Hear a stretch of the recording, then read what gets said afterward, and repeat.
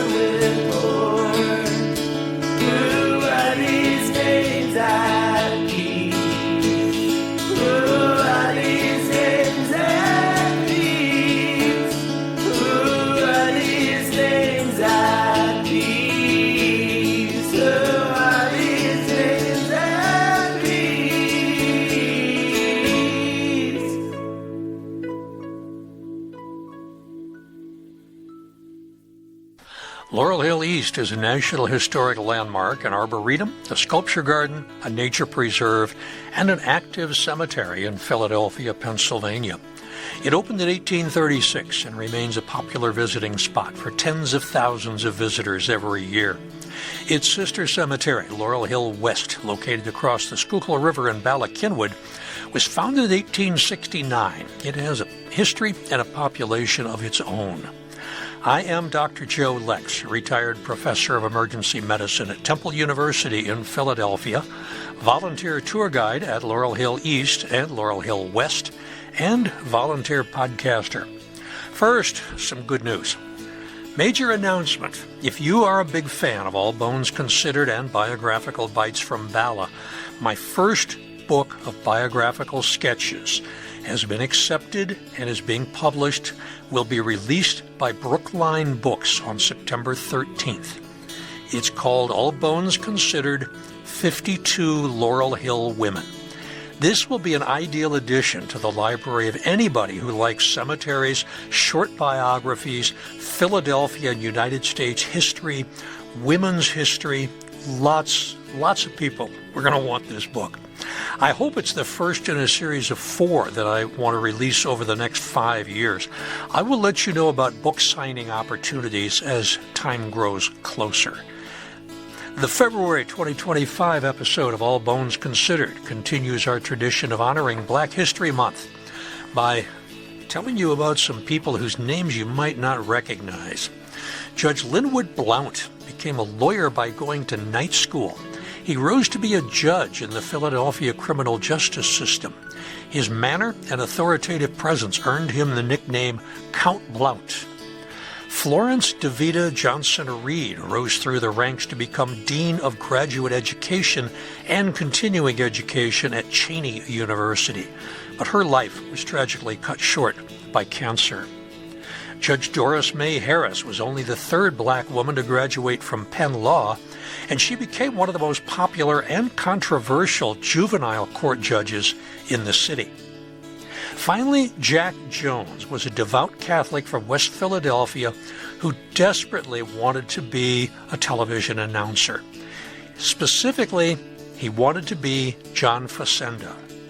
With Facenda's help, Jones got an early start in a career in broadcast news that ended with him being the first black anchorperson on local news. He, too, died tragically young from cancer. All 4 of these late 20th century black pioneers are interred at Laurel Hill West. You will hear about them, the establishment and maturation of the black legal system, the birth and growth of Cheyney University, and much more on this month's episode of All Bones Considered, Laurel Hill Stories number 71, 4 more for Black History Month. Lynwood Franklin Blount, 1917-2002. Bootstraps judge and hospital president. What do these 3 Philadelphia municipal court cases from the mid-1980s have in common? 1981, an unemployed South Philadelphia longshoreman named Joey Coyle became a household name when he scooped up 2 bags full of $100 bills that had tumbled from a Purolator truck in his neighborhood, a total of $1.2 million. He was arrested a week later and tried. His verdict came on the day that comedian John Belushi died. Coyle was found not guilty by reason of temporary insanity in the trial held before Municipal Court Judge Edward R. Becker. On January 11, 1984, Coyle was back in municipal court to answer charges of possession of methamphetamine. The prior August, he had been arrested while standing next to a just-flushed toilet in the bathroom of a friend's home. He was carrying 11 bags of the purported drug. Snow had fallen overnight, and the presiding judge pushed the court time back from 9 a.m. to 11 a.m. Coyle never showed, and the judge issued a bench warrant for his arrest. Coyle claimed he had spent the morning digging out of a snowbank. The judge was not amused. On the last day of 1985, MOVE member Ramona Africa was taken from her cell to municipal court to receive sentencing for an earlier incident. Ramona had been imprisoned since May, when she escaped from MOVE's flaming West Philadelphia compound during the horrific bombing of May 13th, which resulted in the deaths of 7 adults and 6 children and the destruction of a West Philadelphia neighborhood. If you want details on the MOVE event, listen to Biographical Bites from Ballad number 29. Now, this court appearance for Ramona was for an incident that had occurred on March 4th, 1984, when Africa and another MOVE sympathizer screamed obscenities at a woman in a truck which blocked traffic at 8th and Washington in South Philadelphia. The presiding judge fined her $75 for disorderly conduct and sent her back to jail. Then in March 1986, suspended Philadelphia firefighter Mark Clayton was ordered by the municipal court judge to stand trial on charges of breaking and entering one of the houses that was being built to replace those destroyed by the MOVE fire the prior year. The common element in all 3 of these cases was municipal court judge Lynwood Franklin Blount, who, despite his hardscrabble roots, ran his courts with such dignity and decorum that his acquaintances nicknamed him Count Blount. When groundbreaking Black Philadelphia lawyers are talked about, the conversation usually goes straight to Raymond Pace and Sadie T.M. Alexander. I talked about them in Biographical Bites from Ballad number 5 a few years ago. And of course, the great civil rights leader Cecil B. Moore. And while these leaders were making headlines, there was a quieter revolution occurring.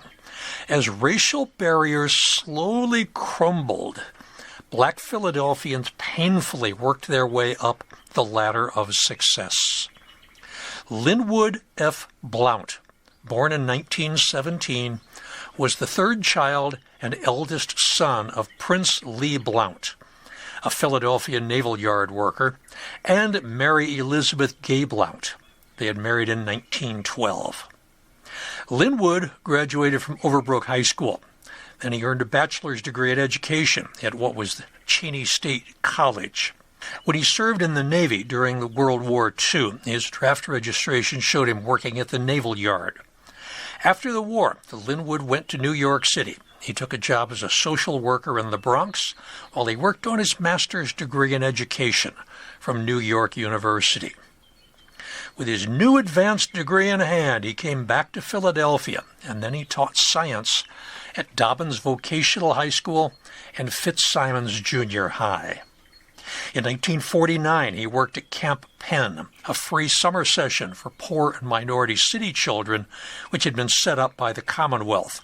Lynwood, at age 30, oversaw one of the Indian nations which formed every year at camp. That same year, he married Averell Trey of Philadelphia, but that marriage ended in divorce in 1967. Lynwood wanted more. He took night classes at Temple University School of Law while he managed a veterans skill center in his spare time. When he graduated in 1954, he was hired by the small law firm of Peter Zion. Blount's second wife, Annette Lawrence Blount, whom he married in 1985, later talked about his position with that otherwise all-white law firm. Back in those days, some people thought of him as the spook who sat by the door because Zion took him in when others wouldn't. Now, that racially derogative term had been used for years to indicate the first black person hired by a company.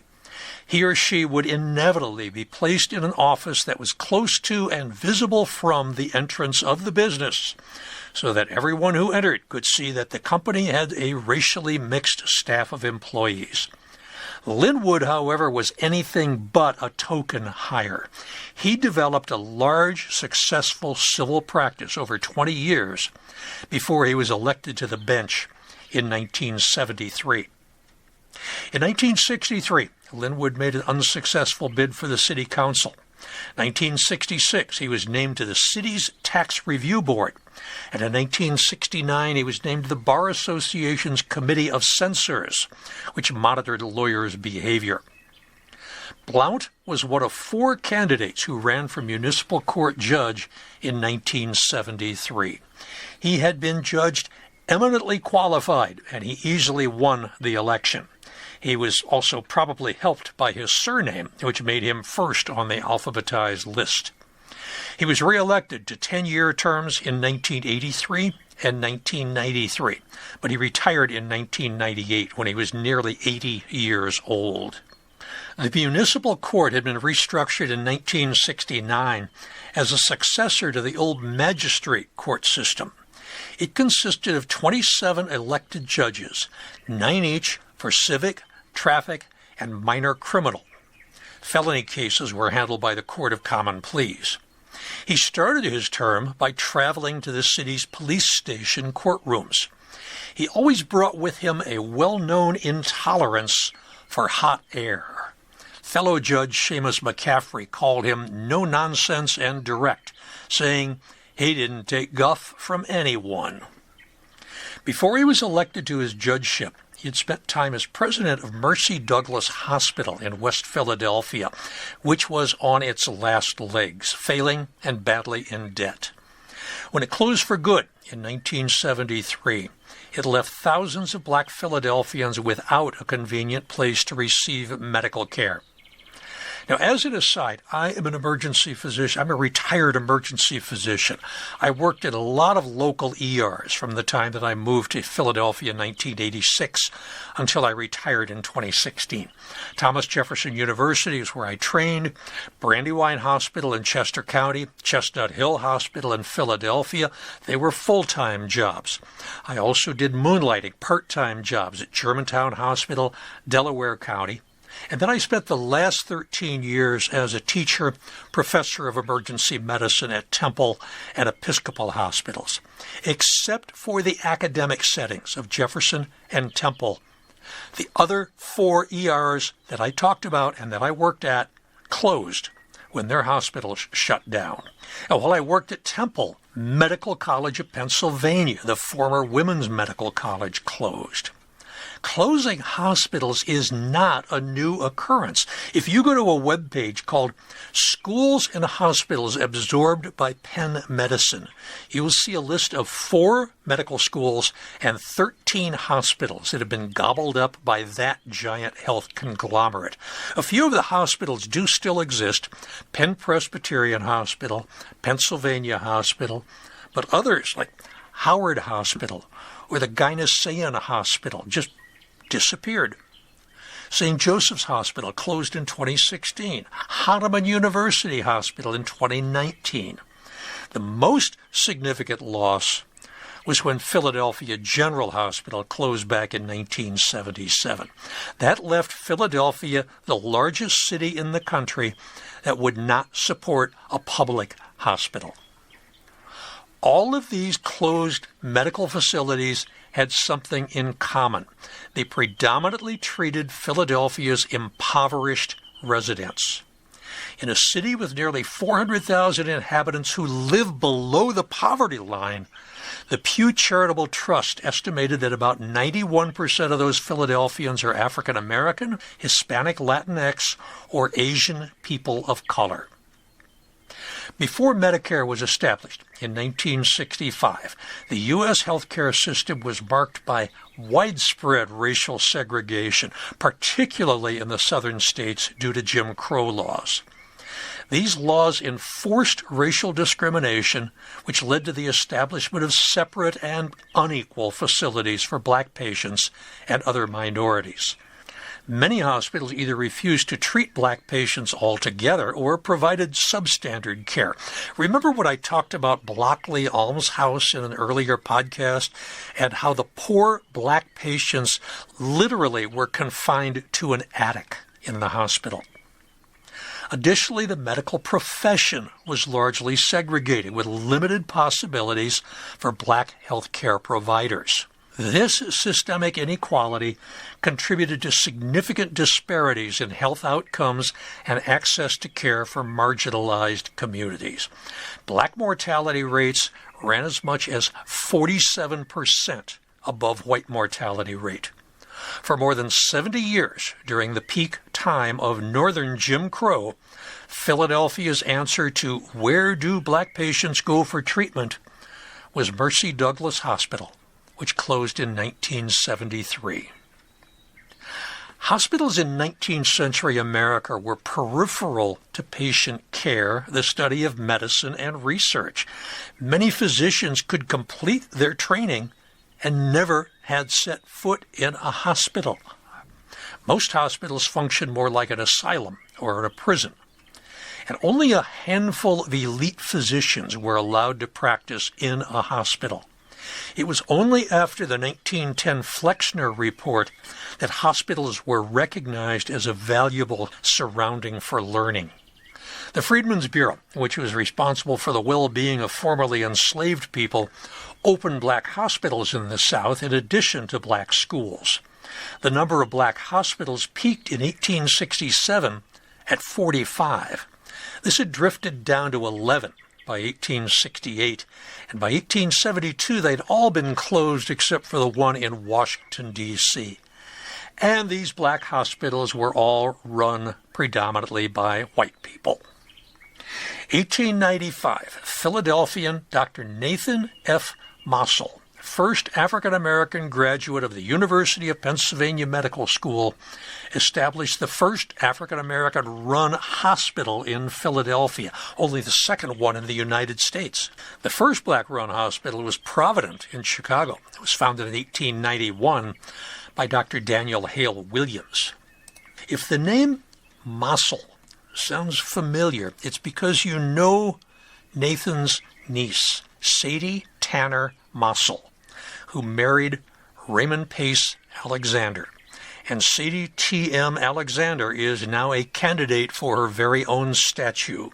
Not only would Mossel's hospital respectfully treat black Philadelphians, it would also train black scholars to become doctors and nurses, since virtually every other teaching hospital in the country was segregated.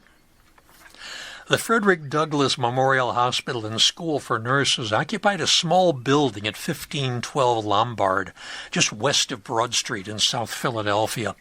According to the Philadelphia Inquirer, the layout included a basement dedicated to patient care, a second-floor women's ward with 14 beds, private bed space, and an operating room, as well as a ward for men on the third floor. In 1905, Dr. Eugene Hinson and some of his colleagues who worked at Douglas Hospital had a falling out with Dr. Mossel, and they founded their own medical care facility at 17th and Fitzwater Streets. They called it Mercy Hospital, the second black-controlled hospital in Philadelphia. In the days before health insurance and federal subsidies, both hospitals struggled financially since they primarily served impoverished city residents who could not afford to pay for their care. They received contributions from benevolent organizations and individual donors, as well as city and state appropriations. but operating funds were routinely tight due to limited cash flow from paying patients. In March 1948, the two hospitals merged to form Mercy Douglas Hospital in hopes of reducing their respective financial stress and ensuring the existence of one adequate hospital for African American doctors, nurses, and patients in Philadelphia. Ironically, one of the final nails in the coffin was hospital desegregation. July 1965, under the leadership of President Lyndon Johnson, Congress enacted Medicare under Title 18 of the Social Security Act. Medicare provides health insurance to people age 65 or older, regardless of income or medical history. Former President Harry S. Truman and his wife Bess were the first recipients of a Medicare card. Medicare spurred the racial integration of thousands of waiting rooms, hospital floors, and physician practices by making the payments to health care providers conditional on desegregation. This included the mandate to integrate residency training programs, so traditional white programs started to recruit African American trainees whenever it could. Fatefully, Mercy Douglas, the hospital which had been established specifically to educate black physicians, could no longer recruit any. The last black intern at Mercy Douglas was in 1966. It sounds very familiar to the breakup of black baseball, the Negro Leagues. When the black players started joining the white teams, the black teams sort of disintegrated. Judge Lynwood Blount, despite his multiple skills and numerous connections, could not save Mercy Douglas. When he quietly retired from the bench in 1998, he and Annette spent his last 5 years living in the Winfield section of Philadelphia. Winfield is the childhood home of actor-rapper Will Smith, film producer Lee Daniels. Blount's final resting place is in a vault in the Mausoleum of Peace, up on the hill behind the funeral home at Laurel Hill West. Florence DeVida Johnson-Reid, 1936-1996. The first few minutes of this is taken with some variation from the Falvey Library exhibits. It's a history of the establishment of Cheyney University that was on display at Villanova University several years ago. And they put the information online, and it was really, really good information. So I snagged it and altered it a little bit, but the majority of the research on this is from Villanova University.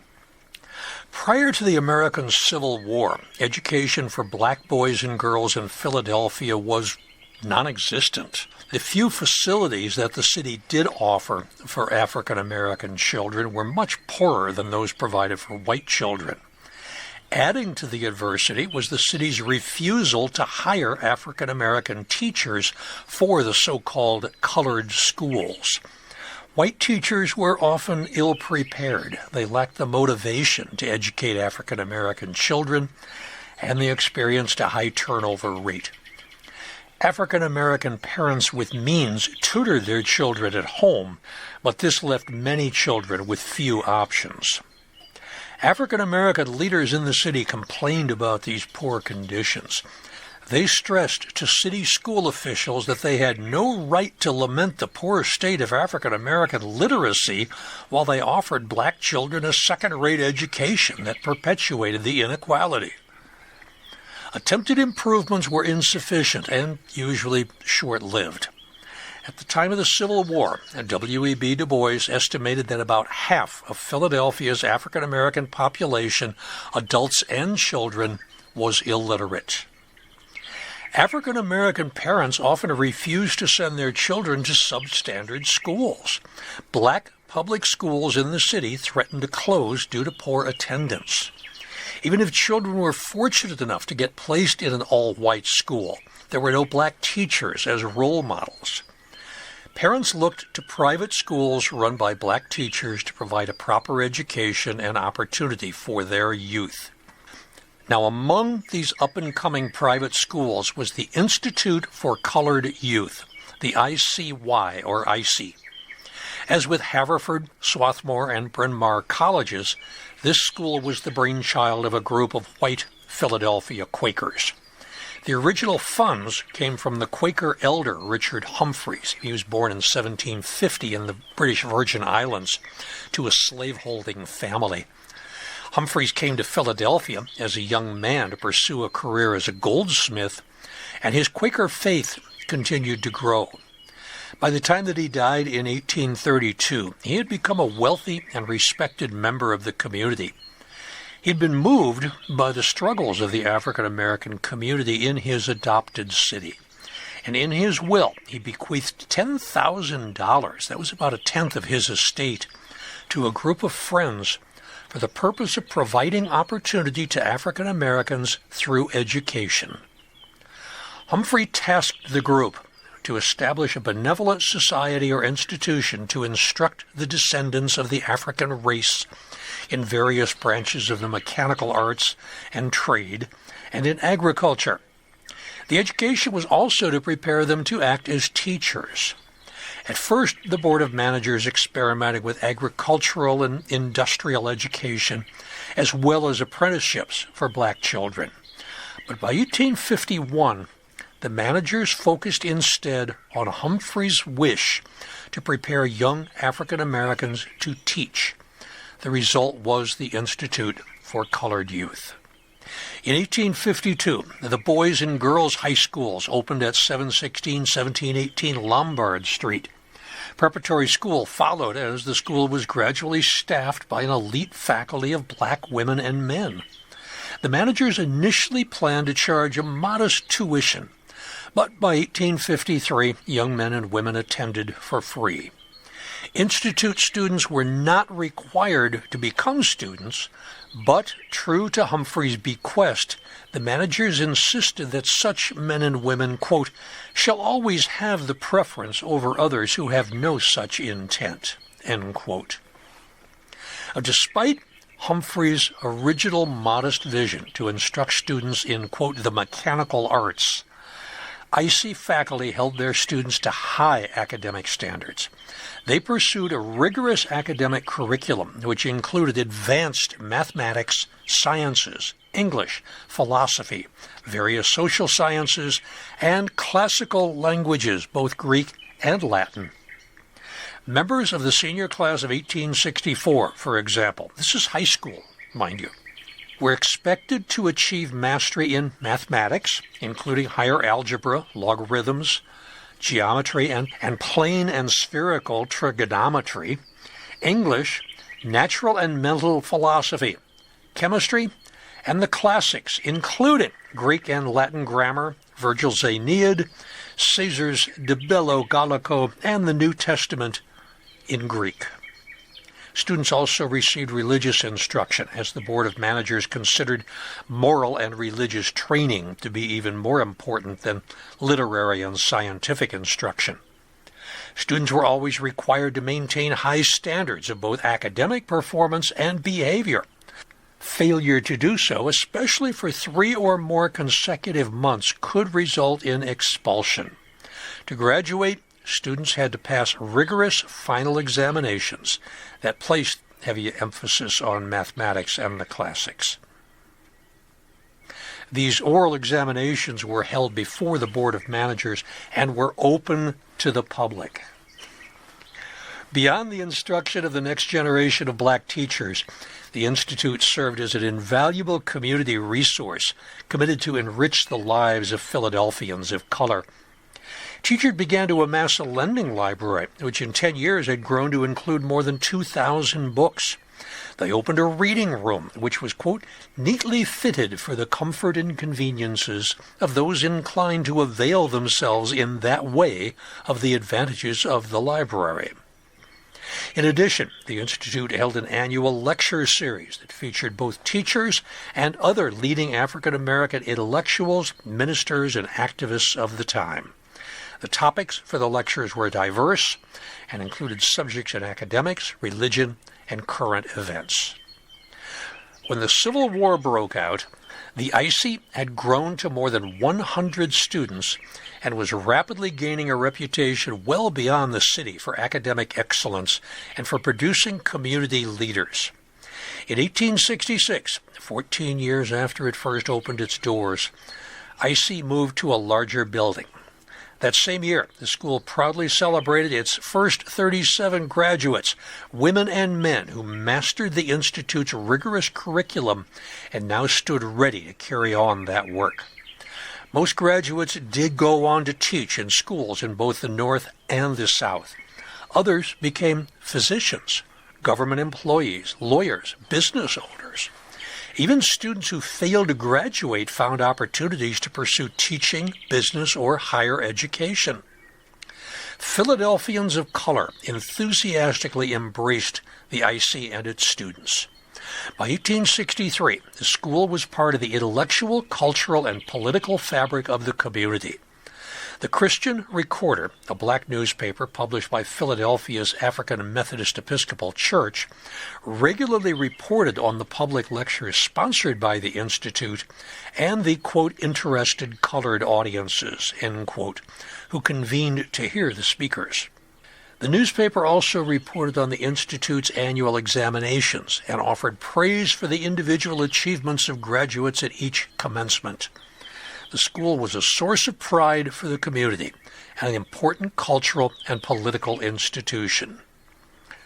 We are not without some cheering evidence that the benevolent design of our institute is being appreciated by those for whom benefit it was established. That whom benefit is actually in the original. From the Board of Managers, they reported in the minutes of a monthly meeting.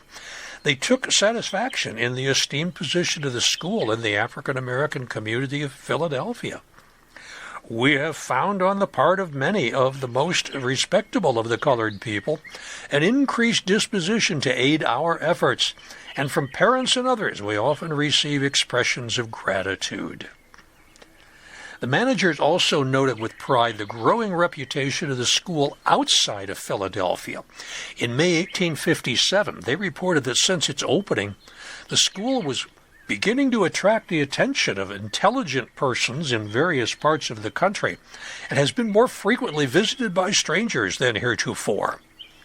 Now, most surprising among the visitors, at least before the secession crisis and the Civil War, were, quote, several white persons from the southern states, end quote. One such visit came in 1856, when Henry Hutz, a highly educated man from Alabama, came to examine the classes at the Institute. Like many whites, Hutz believed that African Americans were inferior to whites, as had been described so colorfully by Dr. Samuel George Morton and his theories of eugenics. See Allbones Considered, number 28. But after the Southerner listened to and questioned Institute teachers and students, he was, quote, agreeably surprised at the progress of the scholars, end quote. In the political climate that followed the Supreme Court's 1857 Dred Scott v. Sandford decision, see Allbones Considered, number 55, that's the one that ruled African Americans were not American citizens. The IC represented a bright spot and an opportunity for African American men and women to showcase their academic abilities. In response to Henry Hutz's visit, the managers commented that the theory of which he is the advocate will delight the slaveholder, but a well-educated colored man is a powerful argument against it, and one so plain that all can comprehend it. The men and women who graduated from the Institute stood as striking counter-evidence to Hutz's racism, and after they graduated, they went on to agitate for equality in a number of ways, including educating their fellow African Americans, supporting the Union war effort, and lobbying for equal rights. As early as 1861, before the Institute was even 10 years old, the managers had developed plans for better facilities for their students. At the conclusion of an extensive fundraising campaign among the city's Quaker community, IC managers were able to purchase a larger lot on 9th and Shippen. Shippen is now Bainbridge Street. The new institute building opened on March 9, 1866. The new building held twice as many students as the original school. It featured amenities such as a lecture hall and a chemistry laboratory. The project had cost nearly $50,000. Post-Civil War years were full of changes at IC. In March of 1869, President Ulysses S. Grant appointed Institute Principal Ebenezer Bassett to the post of United States Minister to Haiti. This made him the first African-American diplomat in the nation's history. The managers appointed Fannie M. Jackson to replace Bassett. Now, this move caused some tension with Institute graduate and longtime teacher Octavius Cato, who had hoped the post would be offered to him. Jackson, a graduate of Oberlin College, had been teaching in the Institute since 1865. Under the course of the second half of the 19th century, under her leadership, IC gradually introduced normal household economy and industrial education, while it de-emphasized some of its original subjects, such as Greek, history, philosophy, and advanced mathematics. Throughout the years, the school's faculty included other highly accomplished change-makers, including Richard T. Greener, a Philadelphia native and the first black graduate of Harvard. Octavius V. Cato was a former IC student who also became a teacher at the Institute. He was an influential activist in the fight for racial equality in the political realm. In 1871, he was killed while participating in a voting rights demonstration in Philadelphia. And this tragic story shows the extremely prejudicial and violent social climate that IC students and faculty inhabited. The school's students excelled despite the obstacles posed by racism. William Adger, who graduated from IC in 1875, would become the first black student to receive a degree from the University of Pennsylvania. Other former students would go on to confront the powers that be. IC graduate Carolyn R. LeCount became a Philadelphia school principal who fought against discrimination against African American faculty in the city's schools starting in the 1870s. IC remained in Philadelphia until the turn of the 20th century. In 1902, the managers purchased the farm of Quaker George Cheyney, about 25 miles outside of the city. This new acreage was partly in Chester County, partly in Delaware County. The new facility opened on October 4th, 1904. IC continued to emphasize its original mission to produce black teachers for black students. 1914, the managers agreed to change the name to the Cheyney Training School for Teachers. Starting in 1930, the school began to offer a Bachelor of Science in Education and would first achieve accreditation in the 1950s. It would take on its current name, Cheyney University, in 1983, when it started to offer graduate-level courses. Florence DeVida Howard was born in 1936. She graduated from West Philadelphia High School in 1953 and from Temple University in 1957. She was known to her friends as Veedy. She taught elementary school in Philadelphia for 15 years as she worked on her master's degree from Cheyney University. She spent a year in Osaka, Japan as an exchange student. In 1962, at age 26, Florence married Samuel Chauncey Johnson III, and in 1966, they had a daughter, DeVita Alma Johnson. After her master's degree in 1972, she stayed at Cheyney and taught in the Department of Education while she worked on her Ph.D. She got her doctorate in education in 1977, and after 10 more years at Cheyney, Florence DeVida Johnson was named Dean of Graduate Studies and of Continuing Education. During her tenure, she initiated an exchange program with Taiwanese educators who were seeking advanced degrees. A lifelong friend said that Veedy, quote, loved youth. If someone was considering dropping out of school or it was money, she found a way for them. If it was grades, she would find a tutor, or she would tutor herself.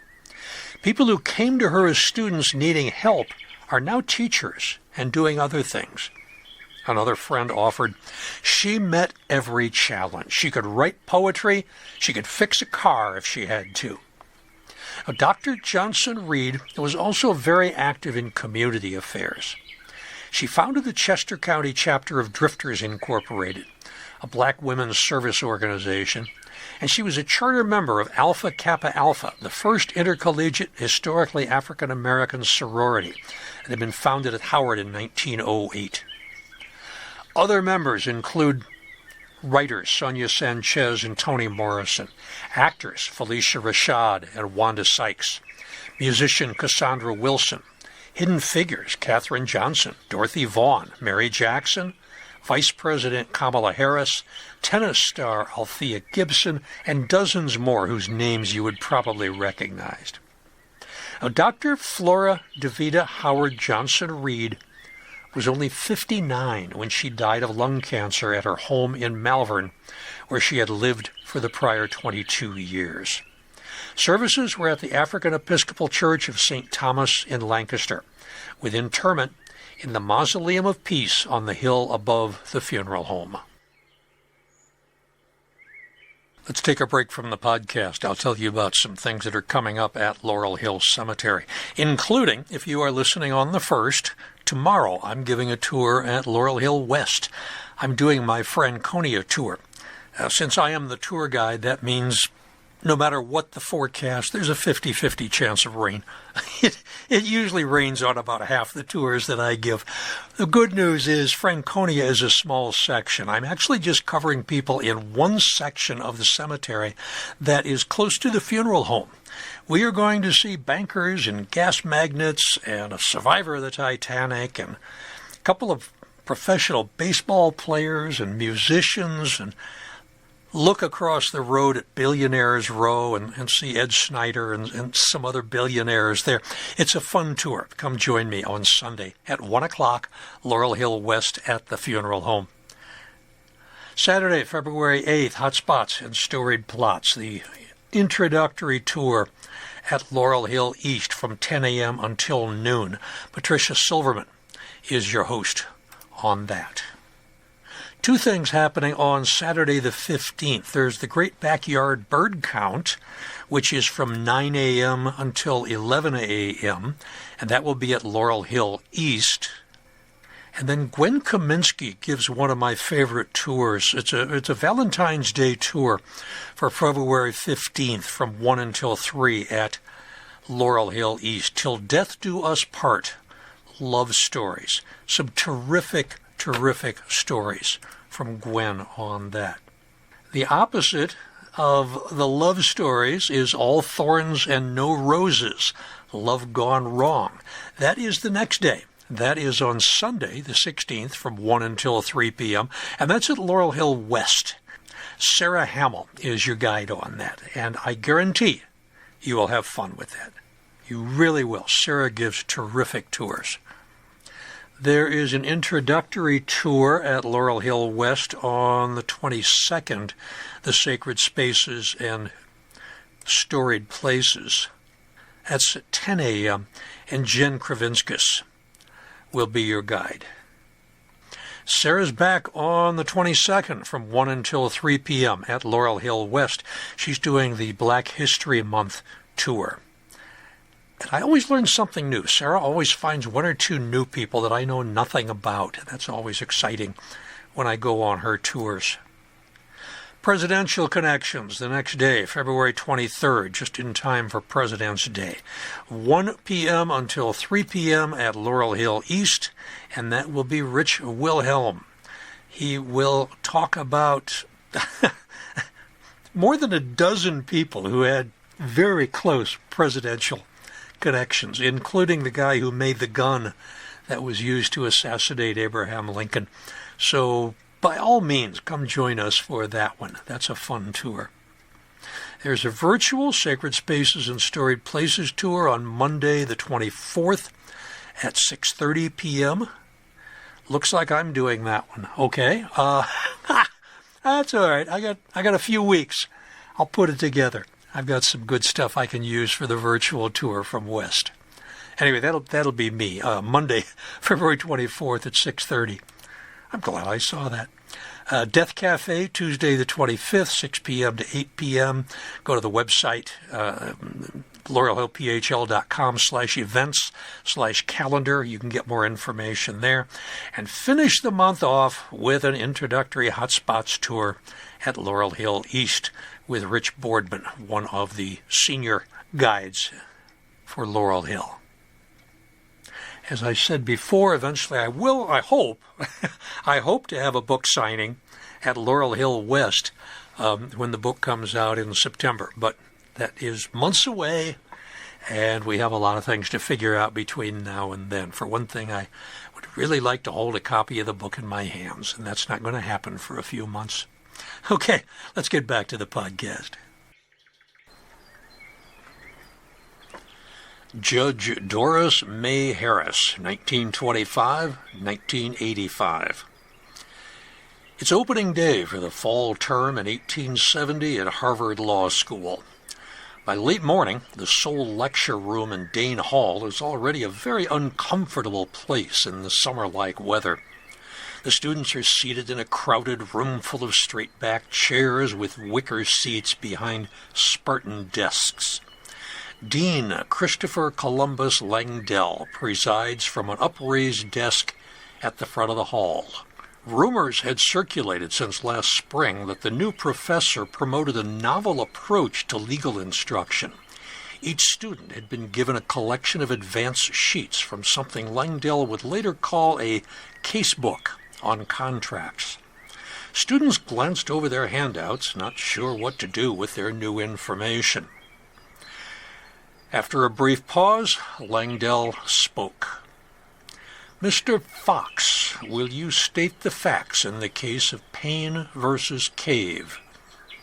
Fox did the best he could with the facts of the case. Langdell again. Mr. Rawle, will you give the plaintiff's argument? Mr. Rawle did little better. Mr. Adams, do you agree with that? And with that, the case system of teaching law had begun. It is also very difficult to read that and not try to sound like John Houseman.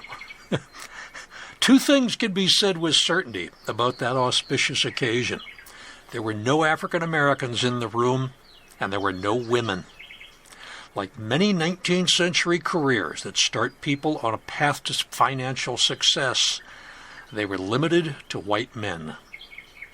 A traditionally black Howard University in Washington, D.C., had opened its legal department, led by John Mercer Langston, the year before, on January 6, 1869.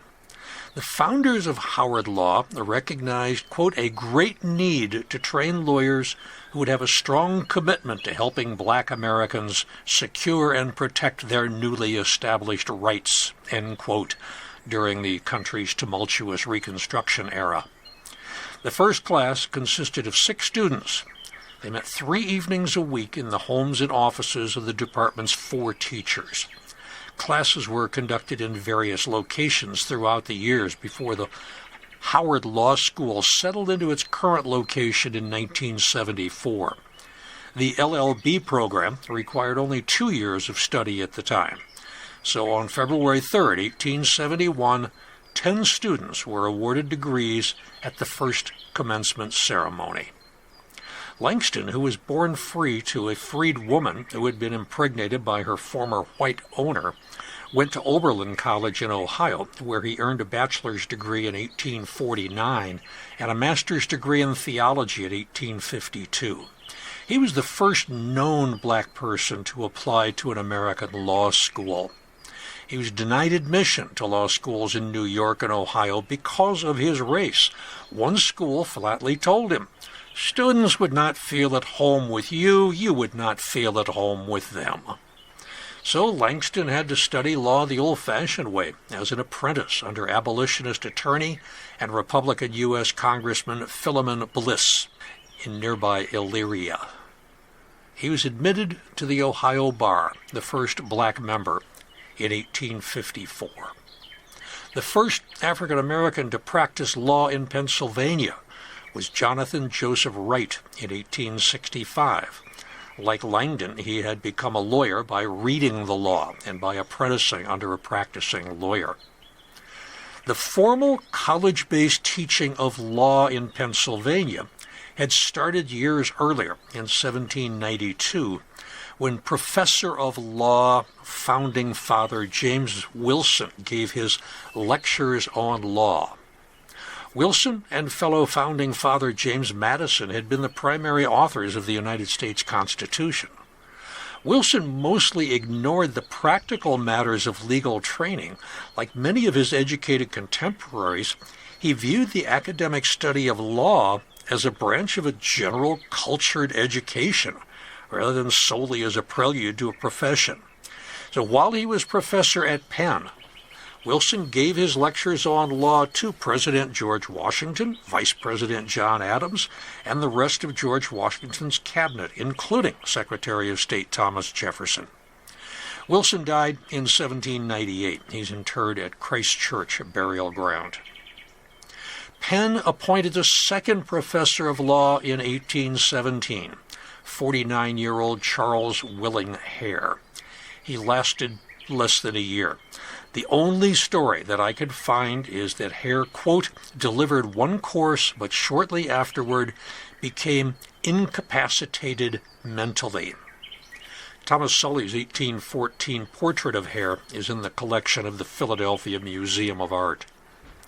The third attempt at a University of Pennsylvania full-time program in law was taken when the university hired George Sharswood in 1850. He was granted the official title of the Dean of the Law School in 1852. He served for 15 years before he became Chief Justice of the Pennsylvania Supreme Court. I talked about Sharswood extensively in All Bones Considered Laurel Hill Stories number 55. 1881, Penn Law graduated its first woman, Caroline Carey Burnham Kilgore, M.D. After she had studied privately, Kilgore asked to take the bar exam in 1873 and 1874, but she was refused.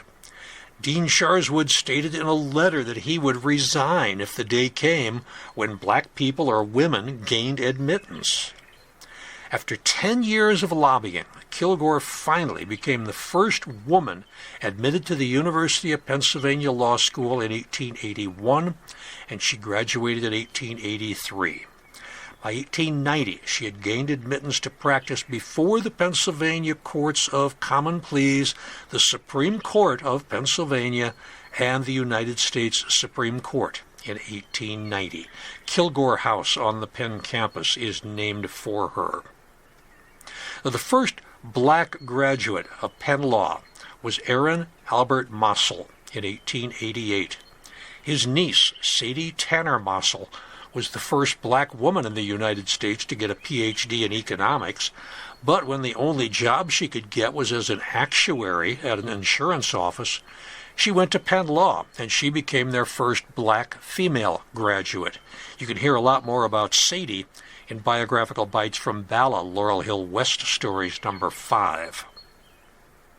The American Bar Association was founded in Saratoga Springs, New York in 1878 by 75 white male lawyers from 20 states and the District of Columbia. 40 years after it was founded, it admitted its first women, who would not even be granted the right to vote in elections for 2 more years. A growing flock of black lawyers realized they could not crack the ABA color line, and they were missing the advantages of an organized national professional society. So in 1925, 100 years ago, as I write this, they formed the Negro Bar Association, later known as the National Bar Association, the NBA. Black legal representation was woefully inadequate. By 1968, 1 out of every 625 white people in America was a lawyer. That number for African Americans was 1 out of 7,100. Even when black lawyers graduated from law school and passed the bar, they were not always welcome in court. Mississippi had a black population of more than 1 million people and 9 black lawyers. On one of his first appearances in court, one black lawyer heard the judge state, "I didn't know that," derogatory word, "were allowed to practice law in this state." And during the trial, the black defense lawyer protested bitterly at the prosecutor's free use of the N-word. The judge ruled that it was the white man's prerogative to express himself under the First Amendment. By the time that Philadelphian Doris May attended the University of Pennsylvania Law School in the 1940s, things had changed. By the time she was appointed as Judge Harris by Governor Milton Shapp in 1973, she was one of 7 women lawyers and 9 black lawyers new to the courts of common pleas. Doris May was born in West Philadelphia, December 1923. On that day, the front page of the Philadelphia Inquirer had a short article at the bottom about President Calvin Coolidge window shopping with his son in Washington, D.C. It was the next year that Calvin Coolidge Jr. died of sepsis from an infected foot blister. Laurel Hill West Dr. Francis X. Durkham was summoned to the White House, but to no avail. After Doris graduated from Overbrook High School, she attended Howard University, and she graduated summa cum laude in 1946. Her Howard yearbook says, quote, "Doris, histrionic and fluent, goes for dramatics, reading, interesting people, glamorous clothes, and clair de lune. Clerk Hall roaches and boring people had her list on non-essentials. Recognized for her role as Judith in Hay Fever, she likes to remember the day she came off pro. Her ambition is to be a lawyer, preferably a congresswoman from Pennsylvania." Hay Fever is a 1920s Noah Coward drawing room comedy. Judith Bliss is the lead character. Hay Fever is actually playing at the Walnut Street Theater as I record this. Now, under a scholarship that was awarded by the university, she studied colonial administration in the Virgin Islands. Next stop, back to West Philadelphia for law school. When she graduated from the University of Pennsylvania Law School in 1949, Doris was the 3rd black woman to earn a law degree there. She received the Delta Sigma Theta Sorority Award. She started her practice of law as advisor to the Middle Atlantic Regional Council for the U.S. Office of Price Stabilization from 1951 through 52. She worked as assistant city solicitor from 1953 to 55, and then became a partner in the law firm of Norris, Green, Harris, and Higginbotham, one of the first black law firms in Philadelphia. A. Leon Higginbotham of this group was actually considered by Lyndon Johnson as a candidate to be the first black United States Supreme Court justice when Johnson chose Thurgood Marshall instead.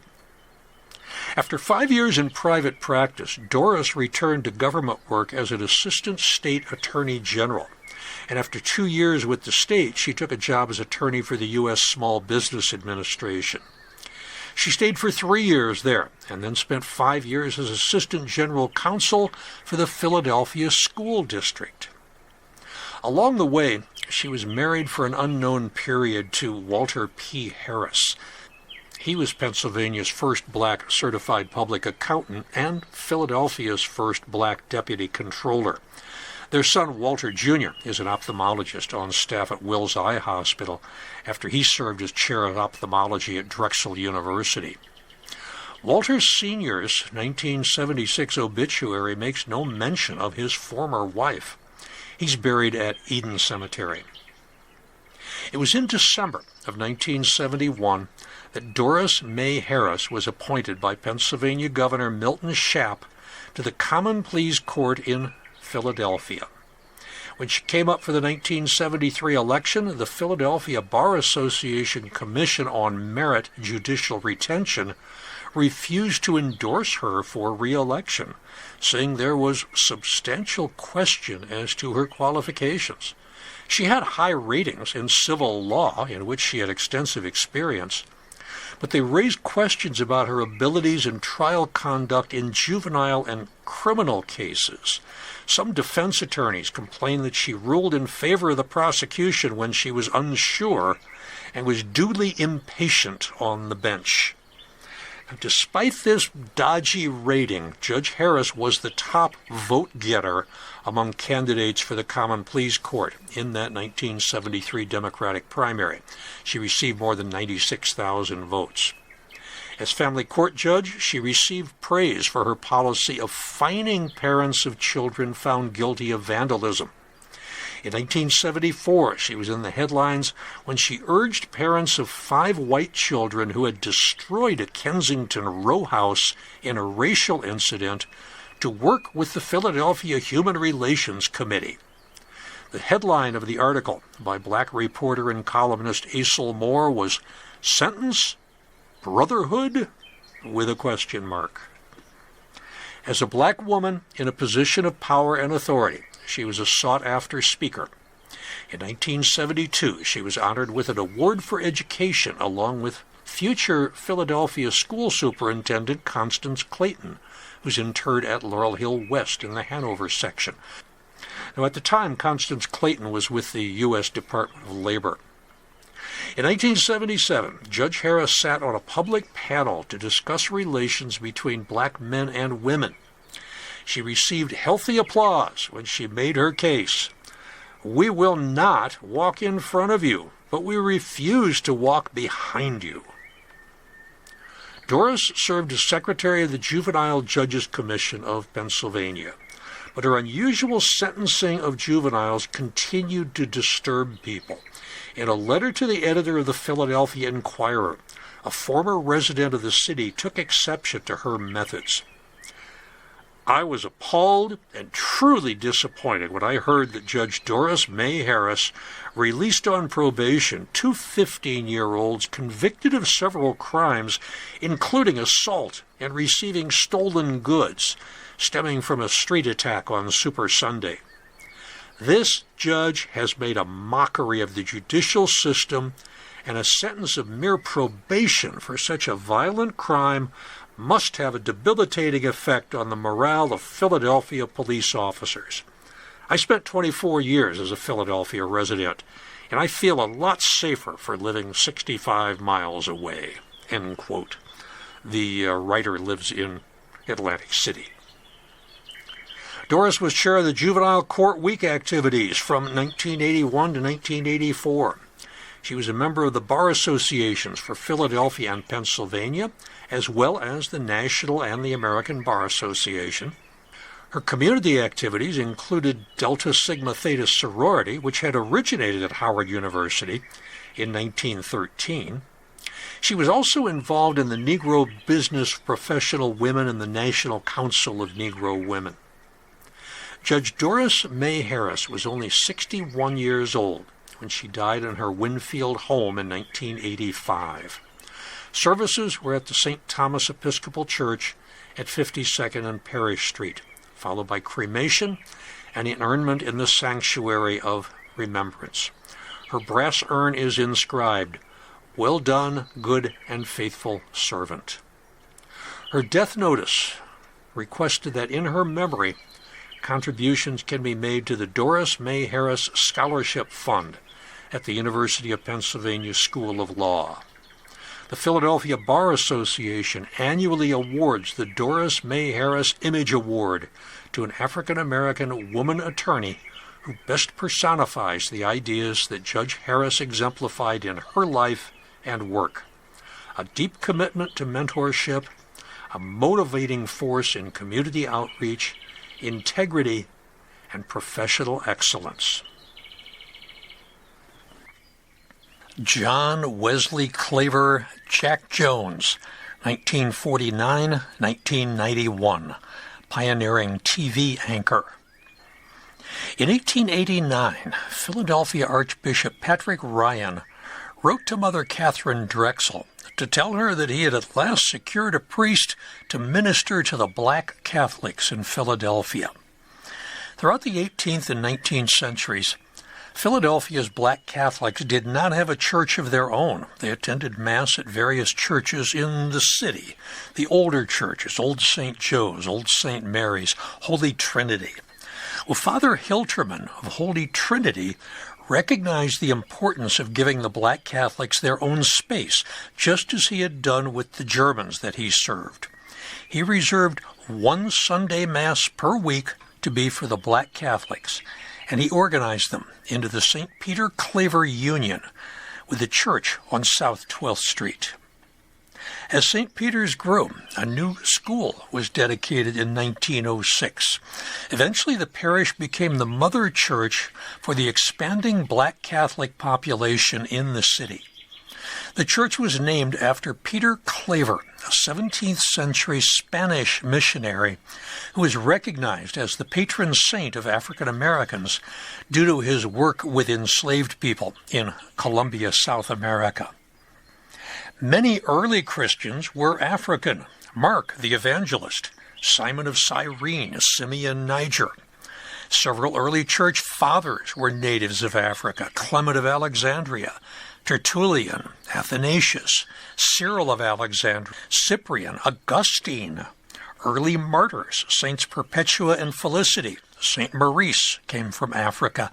There have even been 3 African popes: Victor I, Melchiades, and Gelasius I. At the time of independence, Catholicism was even popular in the Quaker city. There were an estimated 6,000 Catholics in Philadelphia, 35,000 in the new Union, including Declaration of Independence signer Charles Carroll. Now there are about 3 million black Catholics in the United States. They make up 6% of the total population of African Americans. Many are immigrants, but 68% of American black Catholics were born in the United States. 12% were born in Africa, 11% in the Caribbean, 5% in other parts of Central or South America. When a son was born in 1949 to fourth-generation West Philadelphia residents John and Grace Jones, they named him John Wesley Claver Jones. People usually called him Jack. This was several years before the popular singer named Jack Jones burst onto the scene. As Jack grew older, it was clear to anyone who met him that he had special gifts and a brilliant future. When he was 10 years old, Jack would sit on his living room floor and read the New York Times into a cheap tape recorder he had bought at a local dime store. He had decided that he was going to be a television news anchor, and not just any news anchor. He wanted to be John Facenda. Now, this is before Jack's voice deepened with maturity. Even if you're not from Philadelphia, you know the voice of John Facenda, an Italian-American newscaster who took a position as news anchor with Philadelphia's WCAU-TV in 1948. He quickly became a local favorite with his majestic, almost Shakespearean voice. One night, 1965, Facenda went to a local tavern. It was showing footage produced by NFL Films, a division of the National Football League. He thoroughly enjoyed the slow-motion game sequences that were already an NFL Films trademark, and he rhapsodized about how beautiful it was. Ed Sable, the man who founded NFL Films, happened to be at the bar. He came up to Facenda and said, "If I give you a script, could you repeat what you just did?" Well, he said he would try. That was the beginning of John Facenda's association with NFL Films, one that would continue until his death in 1984. Facenda narrated many highlight films during his career with the company. His melodic baritone was the perfect match for the highly dramatic footage that he narrated. Bob Costas called John's voice one of the most remarkable instruments in the history of broadcasting. John Facenda gained a new nickname. He was called the Voice of God. This was the man that Jack Jones wanted to be. So you can compare. I've attached clips of both men at the end of this podcast segment. Jack graduated from West Philadelphia Catholic High School fourth in his class. He was remembered not just for his scholarship. For instance, the year that the high school musical was Guys and Dolls, he nailed the coveted role of Nicely, Nicely Johnson. That gave him the show's 11 o'clock number, Sit Down, You're Rockin' the Boat. At graduation, he was awarded a full scholarship that was given annually by LaSalle University to, quote, the most outstanding Negro Catholic student in the Archdiocese, end quote. When he accepted the award, he mentioned that John Facenda was his idol. Facenda heard and invited Jones to the Channel 10 television station. Almost immediately, the 20-year-old African-American and the 47-year-old Italian-American connected. Facenda got Jack hired as a clerk and started to teach him the basics of news reporting. In June 1967, he was a weekend booth announcer. He was 18 years old. He graduated summa cum laude in 1970 with a bachelor's degree in English. By the way, LaSalle is a Catholic university in Philadelphia that was founded in 1863. In May of 1971, Jack Jones started full-time at Channel 10 as a reporter. He worked his way up the ladder until he was an anchor. First, mornings, then weekends, and finally, the daily 11 p.m. newscast. He continued his schooling, and in 1973 he got a master's degree in education from the University of Pennsylvania. He actually considered dropping out of television for a few years to attend medical school because he was thinking about becoming a national health news reporter. Jones did not bring WCAU-TV the ratings they were looking for. In September of 1976, he and Mike Tuck were replaced by Joan Dinerstein and Ralph Penza. Jones soon joined KYW-TV. He was hired on December 1st, 1976. There was another reporter hired on the same day, a 28-year-old woman named Diane Allen. After Jones' death, Allen reported, quote, I was a little novice, and he was a seasoned pro then.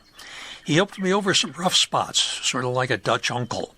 He told me how to relax and be myself more on the air, which sounds easy, but it's not. I'll never forget that. Ellen followed his guidance. She went on to anchor her own program and capture 8 Daytime Emmy Awards. Diane Allen is currently a New Jersey state senator. KYW, by the way, is one of only 2 broadcast entities east of the Mississippi River to have call letters that begin with K. The other is KDKA in Pittsburgh. Jack started as anchor on the Noon Report. In the summer of 1977, with Mort Krim and Jessica Savage gone, Jack teamed up with Vince Leonard for the 60-minute version of Eyewitness News from 6 to 7 p.m. But 2 years later, he was pushed to weekends and replaced on the daily program by Beverly Williams. Other parts of the country had their eye on this handsome young black anchor man with the mellifluous voice and the non-threatening afro. He was a contender for anchor at KCBS in Los Angeles. That was a job that eventually went to Connie Chung. 1979, he left Channel 3 in his beloved Philadelphia for WLS-TV in Chicago, where he stayed for more than 4 years and was a local favorite. He quickly established his bona fides as a reporter in the Windy City. While the station was being excoriated in the press about on-air fluff pieces that concerned sleeping in the fetal position or herpes, the Chicago Tribune TV columnist lamented, quote, it was sad to see Jack Jones, a respectable reporter, allow himself to be lassoed into being host to such tripe. Jack made friends in Chicago, both on and off the air. One of his viewers later recalled that he would frequently run into Jack at a popular watering hole called Joanne Piano Bar, where Jack loved to sing along. He left WLS in 1984, purportedly a mutual decision, but a source at WLS-TV said that Jones' contract wasn't renewed as part of the house cleaning by new management. The official reason was a breakdown in contract negotiations. Jack instinctively had known that the Chicago gig would be temporary. He actually kept his Philadelphia apartment the entire time that he was gone. When Jack returned to KYW-TV, it was for a reported $60,000 a year for the first year and $70,000 for the second, with lots of incentives. He co-anchored the daily noon news and then was assigned weekend anchoring duties.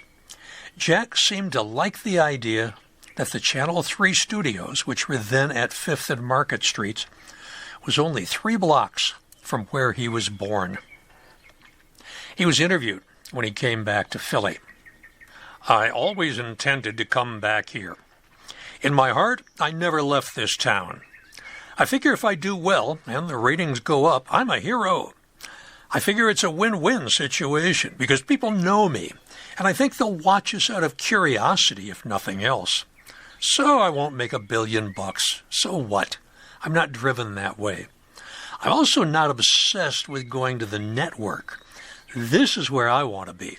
I've come to the realization that I want to live where I feel comfortable and do what I want to do. This station needs more help than the others in the market, and I think I can help them. It makes me look better. I'm the kind of guy who plays the dollar slot machines for the big payoffs. Why waste all those quarters? I can be a bigger hero here. Look, if ABC came to me tomorrow and said, 'Peter Jennings is ill. Can you do world news tonight?' Yes, I'd do it. Are you kidding? I'd be a fool not to. But I'm not going to go out and seek it. I hope to hell I never have to leave home again. I'd be tickled pink to end my career right here, after many years, of course. Look at Channel 6. They're all my friends over there. But the action news concept is a tired concept. The only thing that keeps them going is the guys, and it obviously keeps them going in a big way. Just ask Mr. Nielsen. What keeps viewers watching them is consistency. They know who they're going to see every day. We have consistency, but not enough. The public perception is that we have an anchor du jour. People say, I wonder what Channel 3 is doing this week. They stop me on the street and they say, we're so glad you're back. At least we know who you are. The public has seen this station as a revolving door, and it has been. People ain't dumb. They didn't just fall off the turnip truck. Jack Jones had some side hustles, too. In the late 70s, he owned a men's store in Society Hill. He had a luncheonette in Camden. He was a licensed real estate broker, and he had extensive real estate holdings. Associate editor of the Philadelphia Inquirer and his good friend Asel Moore said, he was one of the true gentlemen of television news. I have never heard him say a bad word about anyone. I never heard him use profanity, even under the pressure of a television deadline. His friend at KYW, weatherman Tom Lemaine, said, he was a profile in courage and encouragement to those who may be afflicted. He was willing to go on until his breath was gone. In 1988, Jack Jones, a lifelong bachelor, quietly married an English woman named Susan Del Plank and adopted her 2 daughters, Gina and Lisa. I can find nothing about their meeting or their courtship in the news. It was in late 1989 that Jack Jones started to feel ill. Abdominal pain, weight loss, poor appetite. Tragically, even though he was only 40 years old, he was diagnosed with pancreatic cancer, which at that time had a near 100% fatality rate. As symptoms worsened, he soldiered on with his newscasts. News was his life. It was his last wish that he could go on presenting the news to a city that he loved so much. Station management allowed him to continue to serve as long as he could. Most evenings, you couldn't see it, but he had a heating pad over his stomach to help relieve the pain. Associates at KYW-TV said on some of the last nights, the pain was so bad that he had to be helped out of the anchor chair. But he went on. At one point, he lost his hearing in the middle of a broadcast, and he had to improvise the rest of the show. Toward the end, viewers would occasionally see that he was hooked up to an intravenous line as he was reporting the news. He withered away to 130 pounds, and he went on. Jack Jones's last broadcast was February 2nd, 1991. He did the 6 p.m. news. He was too weak to go on at 11 o'clock. 5 weeks later, he died at his home in Marion Station, a collar suburb of Philadelphia. He was 41 years old. Accolades poured in from friends and adversaries alike. Mayor Frank Rizzo, who had been pestered to no end by Jones when he was chief of police, said, "I was absolutely amazed at his courage, at what he did and how he did it. I was really saddened when I heard he died." A woman friend reminisced, "A few years after Jack started working as an anchor, I ran into him enjoying a meal on South Street. I was in high school at the time. I was 6 years younger than Jack and my brother. He recognized me as John's little sister, got up from his table where he was eating with several people from the station, and gave me a hug and a kiss. He inquired about my family, and he made it quite clear that he was the same Jack Jones that we had always known." John Wesley Claver Jones's service was a funeral mass of Christian burial at the Cathedral Basilicas of Saints Peter and Paul on Logan Square, followed by interment in the South Lawn segment of Laurel Hill West. His grave marker shows that his plot is eventually to be shared by his widow Susie, who is 5 years his junior. His obituary noted that memorials may be contributions to the American Cancer Society or to St. Peter Claver Church on South 12th Street. 13 years after his death, on November 19, 2004, news anchor Jack Jones was inducted into the Philadelphia Broadcasters Hall of Fame at the same ceremony as children's favorite Chief Halftown and radio announcer rap pioneer Douglas Jocko Henderson. I talked about Henderson in All Bones Considered number 47.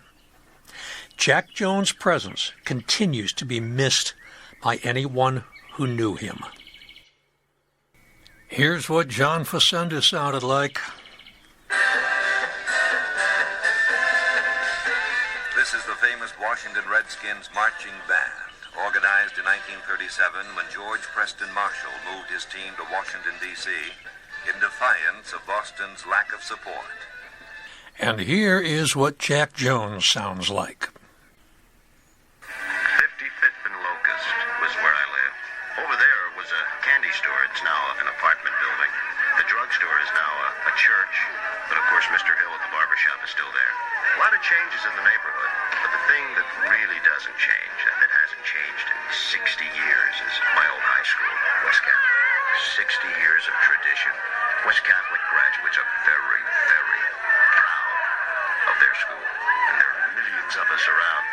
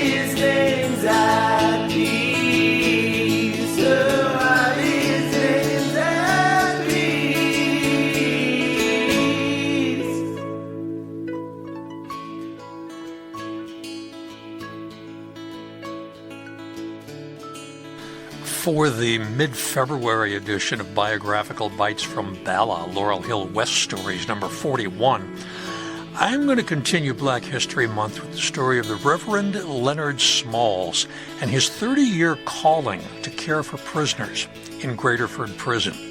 This will give me an opportunity to tell you about the history of jails and prisons in and around Philadelphia from colonial times to the present, and talk about what it means to be a minister in a maximum security jail.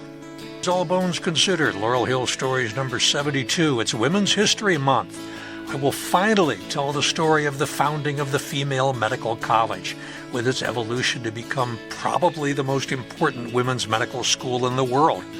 I will be heavily dependent on the book, A New and Untried Course, by Dr. Stephen Peitzman. That means I'll get to tell you about William J. Mullen with that massive memorial in Laurel Hill East-South section. Charlotte Elin, the first Swedish woman to graduate from medical school, is buried at Laurel Hill West with her husband Tinius Olson. Several other people. I have barely begun to scratch the surface on researching this, and that'll be coming up next month. Laurel Hill East is located at 3822 Ridge Avenue in the East Falls section of Philadelphia.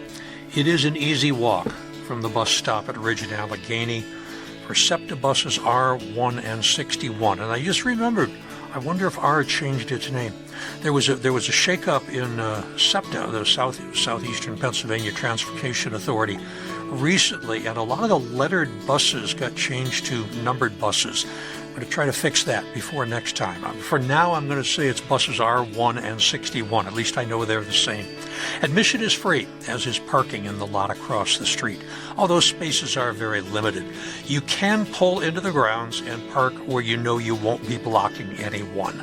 There's also an app you can download for self-guided tour through its 78 acres. Laurel Hill West is at 225 Belmont Avenue in Bala-Cynwyd. There's parking at the main entrance and at the bell tower. Public transportation? Take the SEPTA Regional Rail to Manayunk or one of the many buses to the Wissahickon Transfer Center on Ridge Avenue. I keep saying this. It looks like it's almost done. The last time I transferred there, it was showing quite a bit of progress. There'll probably be a big to-do when they open it officially, though, that Wissahickon Transfer Center. Anyway, then you cross the Schuylkill River on the Pencoed Pedestrian Bridge, come up Writers Ferry Road, and you'll find the entrance near the Pet Cemetery. You can download audios that I've done for self-guided tours at West. Each of them takes you on a 40 to 45-minute audio tour. Talks about people that are literally along the route. It's at the side of the road. You don't have to leave the paved path if you don't want to, although I would advise you to go up to some of the mausoleums and look in and admire the stained glass. Both Laurel Hill East and Laurel Hill West are currently open from 7 a.m. to 5 p.m. We welcome dog walkers, bike riders, photographers, painters, bird watchers, nature buffs, tree and plant lovers, skateboarders, and, as I keep saying, strollers, both the two-footed and the four-wheeled variety. Follow us on Facebook and Instagram. You'll get daily reminders of our inhabitants and activities. You can also follow All Bones Considered on Instagram and Facebook. I just had lunch yesterday with the woman who does my podcast publicity. She says I have more than 800 followers on Instagram, and some of the TikTok promo videos have been watched more than 2,000 times. Caught me flat-footed. I do not check that stuff. I do know that shortly after the new year, we reached 60,000 downloads. Now, once you've fallen in love with the hot spots, become a friend of Laurel Hill, and you'll have the opportunity for several members-only special tours that are conducted each year, including some inside the mausoleum visits. They may be cemeteries, but they're a couple of the liveliest spots in town. The key to finding the gift shop online, click on Support. Find the gift shop in the left-hand column. Our theme song, Names at Peace, was written and performed by local artist James Harrow.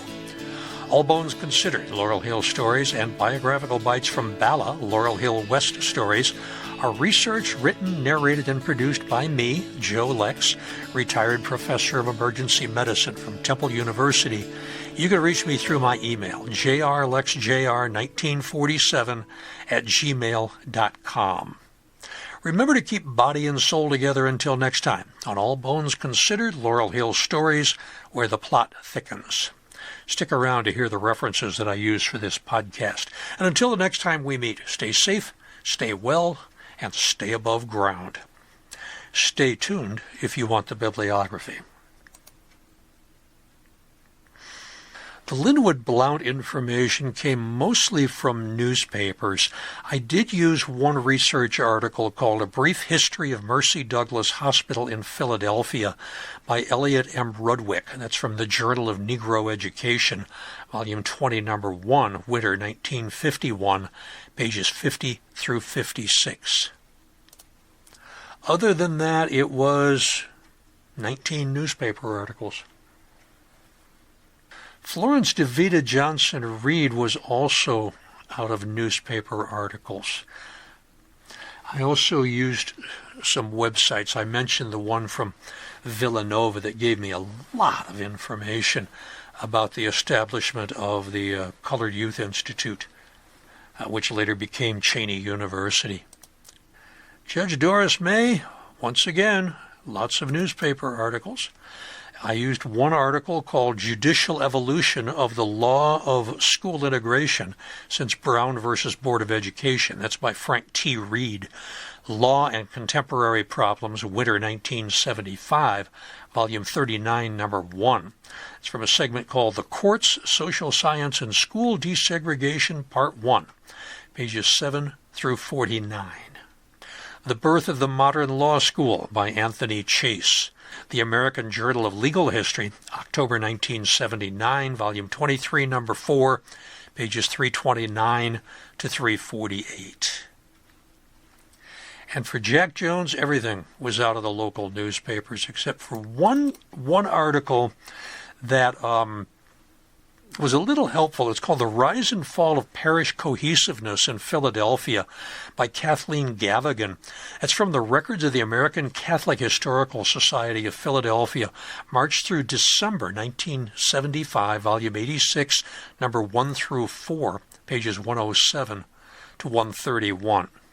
I assume that's number 1 through 4 instead of number 1/4. But as I say, other than that, it was all newspaper articles. I used a lot of newspaper articles this month. For Jack Jones, it was 12 articles, because a couple of them. It was actually 10 articles, because a few of them jumped off to an inside page. I hope you enjoyed it. I'd be happy to hear from you. I would love it if you'd leave a review on the Apple Podcast page for All Bones Considered.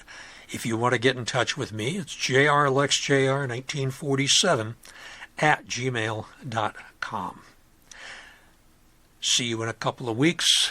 Stay safe, stay well, stay above ground.